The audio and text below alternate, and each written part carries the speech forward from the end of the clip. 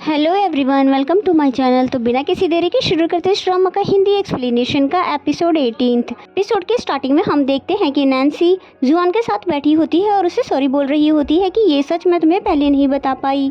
जिस पे जुआन ने बोला कि इसमें तुम्हारी कोई भी गलती नहीं है, इसलिए मैं तुमसे गुस्सा नहीं हूँ, क्योंकि जो कुछ भी हो तुम्हारे बस में तो नहीं है। और फिर नैन्सी ने बोला कि मुझे पता है कि तुम क्यों ज्यादा परेशान हो रहे हो, क्योंकि लॉजिक के अकॉर्डिंग मैंने तुम्हें क्रिएट किया है तो मैं तुम्हारी मॉम हुई, तो भला फिर कोई अपनी मॉम के साथ डेट क्यों करना चाहेगा।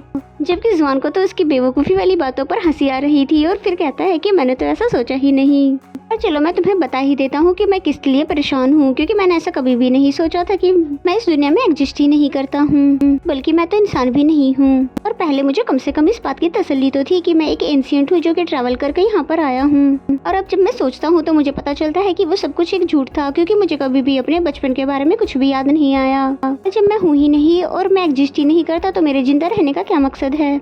जिसमें नैन्सी को उसके लिए बहुत ज्यादा बुरा लगता है और कहती है जो कुछ भी हुआ उन सभी को भूल जाओ, मैं तुम्हारी रिस्पॉन्सिबिलिटी लेने के लिए पूरी तरह से तैयार हूँ। जिसमें जुआन ने बोला कि कम ऑन, मुझे तुम बेटे की तरह ट्रीट मत करो, बस मुझे 2 दिन दे दो कि ताकि मैं पता लगा सकूं कि मेरी जिंदगी का मकसद क्या है। और नैन्सी भी समझ जाती है कि उसे अगर इस उलझन से बाहर निकलना है तो उसे अपनी मदद खुद ही करनी होगी। फिर नैन्सी उसे हक करते हुए बोलती है कि मुझसे प्रॉमिस करो कि जब भी तुम ये फिगर आउट कर लोगे तो मुझे जरूर बताओगे। इसमें जुआन भी उसे प्रॉमिस कर लेता है और नैन्सी को फाइनली सुकून मिलता है, इसलिए उसको अकेला छोड़कर फिर वहाँ से चली जाती है। नेक्स्ट सीन हमें नेक्स्ट मॉर्निंग का दिखाया जाता है, जहाँ नैन्सी ऑफिस जाने से पहले जुआन के लिए एक चिट्ठी रख देती है जिसमें ये लिखा हुआ था कि अगर तुम्हें आज के दिन पता चल जाएगा कि तुम्हारा यहाँ आने का क्या मकसद है तो मुझे जरूर बताना, और अगर नहीं तो मेरी तरफ से एक आइसक्रीम लेकर खा लेना।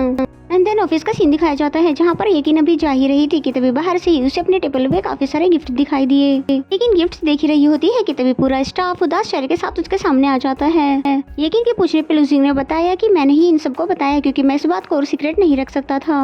और जिया तो उनको हक करते हुए रोने लग जाती है। तो मिस यकीन बोलती है कि कोई भी लड़की नहीं रोएगी, क्योंकि लड़कियां रोते हुए बहुत अगली लगती है।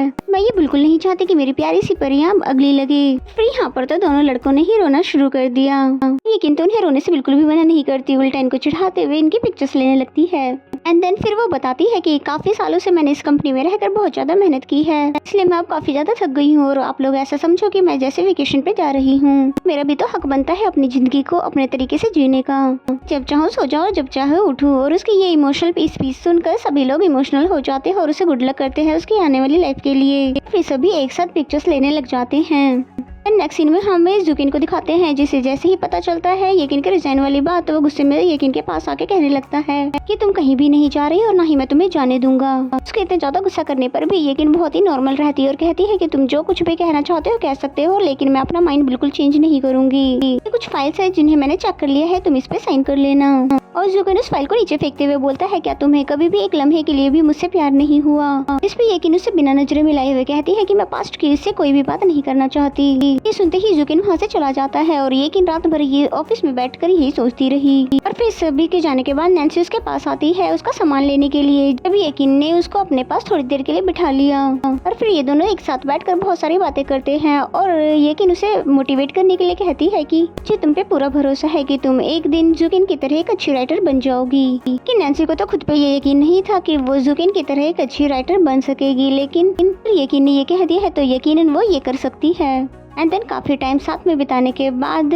नैन्सी उनका सामान उठाकर उनको बाहर तक छोड़ने आती है, जहाँ पर कार में बैठने के बाद यहाँ पर यकीन बहुत ज़्यादा सेटिस्फाइड लग रही थी कि फाइनली अब उसने जो जुकिन के डैड से वादा किया था वो पूरा कर दिया है। और फिर हमें जुकिन को दिखाते जो कि बहुत ही ज़्यादा परेशान था, क्योंकि यकीन उसके कोई भी सवालों का जवाब देती ही नहीं है। एंड देन यकीन को दिखाते हैं जो कि एक बेकरी शॉप पे आती है और उन्हें बताती है कि मैंने जॉब से रिजाइन कर दिया है और ऐसा लगता है जैसे कि वो पहले यहाँ पर काम करती थी। देन नेक्स्ट सीन में हमें नैन्सी को दिखाते हैं जो कि ऑफिस से आते हुए जॉन के पास जाकर उसका हाल पूछना चाहती थी, लेकिन फिर नहीं जा पाती है क्योंकि वो उसको अपनी उलझन खुद ही सुलझाना देना चाहती थी।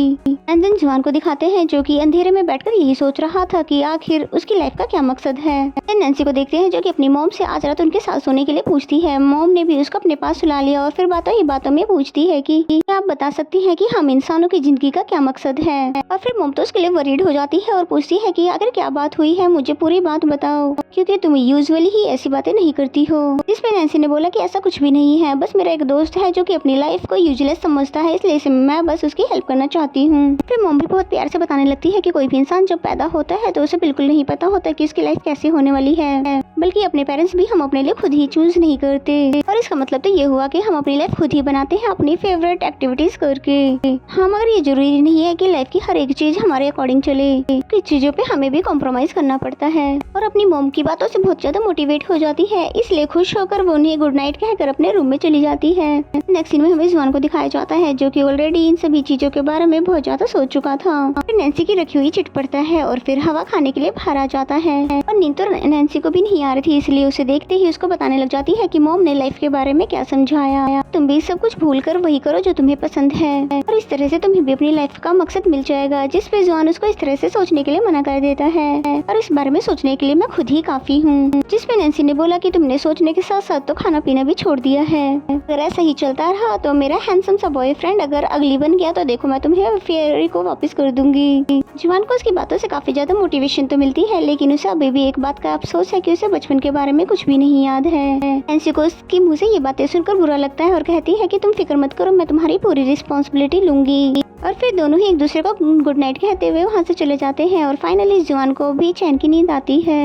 एंड देन नेक्स्ट मॉर्निंग जूकेन को उसके डैड के साथ दिखाया जाता है, जहाँ पर डैड कह रहे होते हैं तो क्या हुआ अगर ये केन ने रिजाइन दे दिया है तो इससे कोई पहाड़ तो नहीं टूट गया है, और तुम कंपनी के बॉस हो इसलिए तुम्हें कंपनी को चलाना आना चाहिए। फिर जूकेन ने बोला कि अगर आपको कभी भी मुझ पे बिलीव नहीं था तो कंपनी चलाने के लिए मुझे सपोर्ट क्यों किया। फाइनली यहाँ पर डैड ने भी सारी बात बोल दी कि मुझे तुम पे नहीं बल्कि येकिन पे बिलीव था, और अगर प्रपोजल लेकर वो नहीं आती मेरे पास तो मैं कभी भी इसके लिए हाँ नहीं कहता। और मैं नहीं जानता था कि वो मेरी सारी शर्तें मान जाएगी।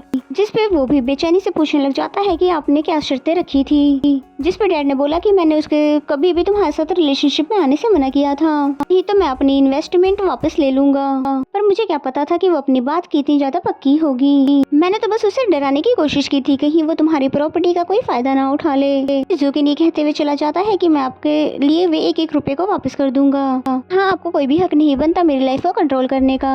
एंड देन नेक्स्ट सीन में येकिन को अपनी मॉम के साथ बेकरी में काम करते हुए दिखाया जाता है, बिल्कुल उसी तरह जैसे वो पहले किया करती थी। फिर तभी जूकिन की कॉल आती है जिसे इग्नोर करते हुए वो रिसीव नहीं करती। बेचारा जूकिन तो उसे हर तरफ ढूंढ ढूंढ कर थक चुका था। फिर उसे वॉइस मैसेज करके पूछता है कि अगर तुम घर पर भी नहीं हो तो फिर कहाँ चली गई। एंड देन नेक्स्ट सीन में हमें जुआन को दिखाते हैं जिसे फाइनली वो गिफ्ट रिसीव हो गया था, जो कि उसने और नैन्सी ने उस पोर्ट्रेट शॉप में मिलकर बनाया था।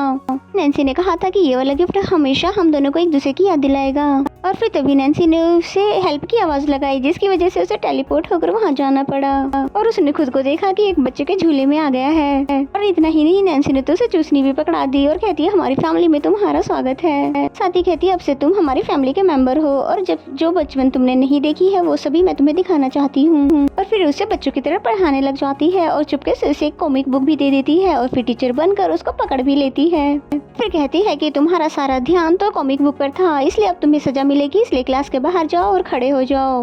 और जुआन को तो उसकी ऐसी हरकतों पर बहुत ही ज्यादा हंसी आ रही थी। और फिर जिसके बाद ग्रेजुएशन सर्टिफिकेट का पिक्चर्स लेते हैं बहुत ही मजे मजे से पोजेस बना कर। जुआन को एक नई जिंदगी मिल गई है आज के दिन, इसीलिए उसने आज के दिन को उसका बर्थडे का दिन बना दिया, और केक के साथ साथ उसने उसके लिए काफी सारी अच्छी डेकोरेशन भी कर रखी थी। फिर उसे विश मांगने के लिए भी कहती है। फिर जुआन ने ये विश की कि मैं हमेशा के लिए इस दुनिया में रहकर नैन्सी को प्रोटेक्ट कर सकूं। और फिर दोनों ने एक साथ कैंडल को ब्लो अप किया और फाइनली जुआन ने नैन्सी को किस कर दी।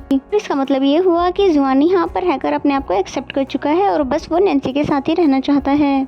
लेकिन अचानक से ही जुआन यहाँ पर गायब हो जाता है, क्योंकि नैन्सी की अनफॉरगेटेबल वाली विश भी जो पूरी हो गई है। पहले तो नैन्सी को लगता है शायद वो मेरे साथ मजाक कर रहा है, लेकिन फिर बाद में वो रोते हुए उसे ढूंढने लगती है। फौरन से भागते हुए अपने घर पर आती है और यहाँ से चाबी लेकर जुआन के घर पर जाती है, और फिर उसकी सारी चीजें चेक करने लग जाती है जो कि एंशिएंट एरा से लेकर आया था, पर वो सारा का सारा सामान वहाँ से गायब था। और फिर जिसमें नैन्सी समझ जाती है कि वो हमेशा हमेशा के लिए यहाँ से वापस चला गया है। फिर रोते हुए उसे पुकारने लगती है और अपनी हेल्प के लिए उसे बुलाने लगती है। जुआन इस बार उसकी हेल्प के लिए नहीं आता है। एंड देन नेक्स्ट सीन में हमें दूसरी तरफ जुआन को दिखाया जाता है कि अपने एंशिएंट एरा में वापस आ चुका है। और फिर इसी सीन के साथ ये एपिसोड यहीं पे खत्म हो जाता है। तो मेरा एक्सप्लेनेशन अगर आपको अच्छा लगता है तो वीडियो को लाइक करें। तो मिलते हैं नेक्स्ट एपिसोड में, तब तक के लिए bye bye and take care.